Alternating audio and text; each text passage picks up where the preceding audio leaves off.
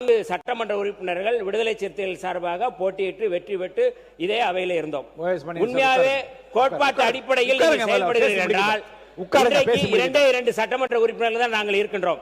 ஆனால் 2 சட்டமன்ற உறுப்பினர்கள் ஒருவருக்கு அமைச்சரவை கொடுத்து ஆட்சியிலும் பங்கு அதிகாரத்திலும் பங்கு என்பதுதான் கோட்பாடு. ஆனால் 4 சட்டமன்ற உறுப்பினர் இருந்தபோது கூட ஒரு அமைச்சரவை நீக்கவில்லை என்றால் ஆட்சியிலும் பங்கு அதிகாரத்திலும் பங்கு என்கிற கோட்பாடு, நீங்கள் கோட்பாட்டு அடிப்படையில் பேசவில்லை, நீங்கள் பச்சாதாரத்தின் அடிப்படையில் பேசுகிறீர்கள் என்கிற செய்தியை நான் சொல்ல விரும்புகின்றேன். இன்னும் ஒரு கூடுதலான செய்தி சொல்றேன். கொஞ்சம் இருங்க, நான் சொல்றேன். கொஞ்சம் நான் இன்னும் முடிக்கலங்க, நான் முடிக்கல. கொஞ்சம் இருங்க, நான் முடிக்கிறேன். நீங்க எப்படி பாக்குறீங்க? கொஞ்சம் இருங்க அண்ணா, கொஞ்சம் இருங்க, நான் சொல்லி கொஞ்சம் மாண்புமிகு அண்ணா இருங்க, நான் கேட்கிறேன். நாங்க இன்னைக்கு அமைச்சரவைக்கு வந்த பிறகு ஒரு செய்தியை நான் சொல்றேன். நான் அமைச்சரவைக்கு வந்த பிறகு சோபா மாடல் என்கின்ற ஒரு குறியீடு சொல்லப்படுகின்றது. இந்த சோபா மாடல் அப்படிங்கறத எப்படி நான் பாக்குறேன் அப்படின்னா, நான் சொல்லி முடிக்கிறேங்க. ஏன் நீங்க சொன்னீங்கல்ல, நான் சொல்ல வேணாமா?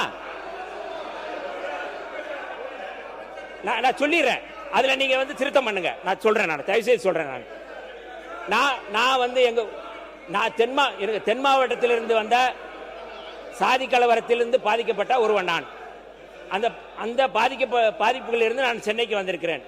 எங்களுடைய தலைவர் எழுச்சி தமிழர் தொல்காப்பியன் திருமாவளவன் அவர்கள் இன்றைக்கு கூட அவர் ஒரு குழந்தையை அழைத்து வந்து பள்ளியில் விடுவதை போல என்னை சட்டப்பேரவையில் உங்கள் முன் விட்டு சென்றார். இன்றைக்கு கூட ஏன் இதை நான் சொல்கிறேன் என்றால், இன்றைக்கு கிராமங்களில் பார்த்தால் சாதி அணுகுமுறை எப்படி இருக்கிறது? கொஞ்சம் இருங்க அண்ணா, இருங்க, நான் சொல்லிடுறேன். சாதி அணுகுமுறை எப்படி இருக்கிறது? நான் பேச இல்ல, சுருக்கிறேன். கொஞ்சம் இருங்க, நான் சொல்லிடுறேன்.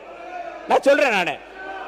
அந்த சாதி அணுகுமுறை எப்படி இருக்கு என்றால், கிராமங்கள்ல வெள்ளை சட்டை போட்டு வந்தா நீங்க இவனுக்கு வந்த வாழ்வை பார் என்று சொல்வார்கள். புதிய கார் வாங்கிட்டு வந்தால் இவனுக்கு வந்த வாழ்வு என்று பார்ப்பார்கள். எங்கள் கிராமத்தில் எனக்கு ஏற்பட்ட அனுபவத்தில் நாங்கள் புதிய கட்டில் ஒன்று வைத்திருந்தோம். புதிய கட்டில்.